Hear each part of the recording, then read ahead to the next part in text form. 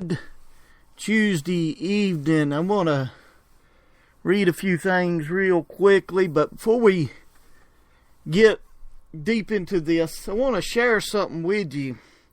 I don't know if any of you've heard about the recent wildfires in Gatlinburg, Pigeon Forge area of Tennessee. I want to show you something right here. Read something about a dolly found in this fire. One page of the Bible was found in the amusement park Dollywood. The article simply states, as Dollywood employees cleaned up Tuesday after a close call with a forest fire in the park. A young man, Isaac McCord, posted a page from the Bible. He says he was found under a bench in the park. It was badly burned, but it was still preserved to see what the message was. And on that message was come from the book of Joel, chapter 1, verse 15.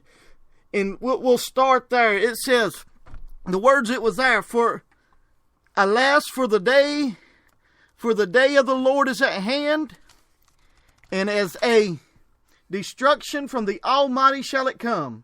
Is not meat cut off before our eyes, yea, joy, gladness from the house of our God? The seed is rotten under the clods, the gardeners are laid desolate, and the barns are broken down, for the corn is withered. How do the beasts groan? The herds of cattle are perplexed, because they have no pasture, yea, the flocks of the sheep are made desolate. O Lord, to thee will I cry, for the fire had devoured the pastures of the wilderness, and the flame had burnt all the trees of the field. The beasts of the field cry also unto thee, for the rivers of water are dried up, and the fire had devoured the pastures of the wilderness. And the last verse on that piece of scripture on that page that he found was this, Joel 2, verse 1. And this is part of the reason I've got this title, because I believe the Lord was showing something right here. Blow ye the trumpet in Zion, and sound an alarm in my holy mountain. Let all the inhabitants of the land tremble. For the day of the Lord cometh, for it is nigh at hand. Folks, I don't believe that was coincidence. You know, they could have been many other pages in the Bible, but for that page to be found there in water after rain and everything, to literally go through everything to be preserved like that, I believe the Lord was getting a message across, trying to tell people to wake up. This thing is that the days are numbered, that he's soon coming, and I believe we need to blow that trumpet. That we need to understand the time that we are living in, the ungodliness, the things that's going on before our very eyes. Not only that, I got a few things I've got to get into tonight, but I want to talk about these fires a little bit. And what's interesting, what ain't being told, that Israel is on fire also. So it's very parallel. What's going on here with these major fires is going on over in the nation of Israel. Just Jimmy's thought right here. When it's all said and done, it wouldn't surprise me if you wouldn't find Muslims behind this. If you seen what happened yesterday at Ohio State University, where that Somalian immigrant from the part of ISIS come in there on that spree that he went on right then and there, you see where we are. But this is what this nation is wanting to bring in, these sanctuary cities, these sanctuary churches. Folks, let me tell you something. What they're trying to do is simply bring in these people that want to kill you behind your back. And before these churches that are trying to bring in and harbinger these people that are more out to want to kill you and to destroy you, these churches need to understand we ain't into the harbinging criminal business. The church is supposed to be into the preaching of the gospel of Jesus Christ, and not harboring these people, these Muslim terrorists that want to come in and destroy the very nation of America, that want to take the lives of individuals. But this is where we're at. It's a generation destruction that calls evil good and good evil. My friend, I'm telling you, it is time to blow the trumpet. It is time to sound the alarm.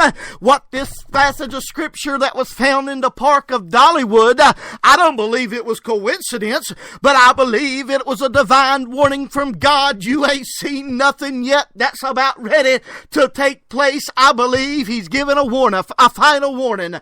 Prepare now, before my coming is nigh. My coming is at hand. Folks, I'm telling you, these things that happen in that area, we need to be in prayer for those people down there, because in my time down there, I hate to see that city of Gatlinburg and Pigeon Forge, the things that went through there.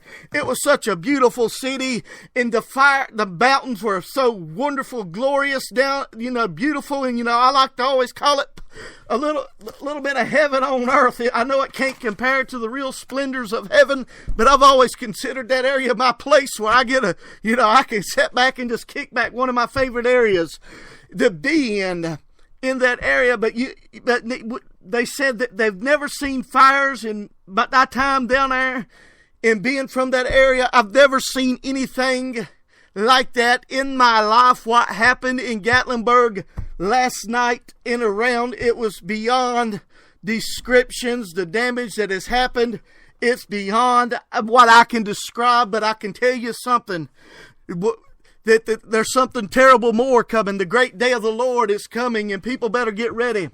Some more recent headlines I just read where Turkey was going full force into Syria. It was announced yesterday, I believe, or it may have been today, where Turkey has pretty much declared war on Syria. And, we better take attention, because the Turkish president, Erdogan, has just announced that the only reason Turkish military forces have entered northern Syria is to end the rule of the tyrant al-Assad. I'm probably not pronouncing that right, but you get the idea. The Syrian president. What's interesting about this could actually coincide with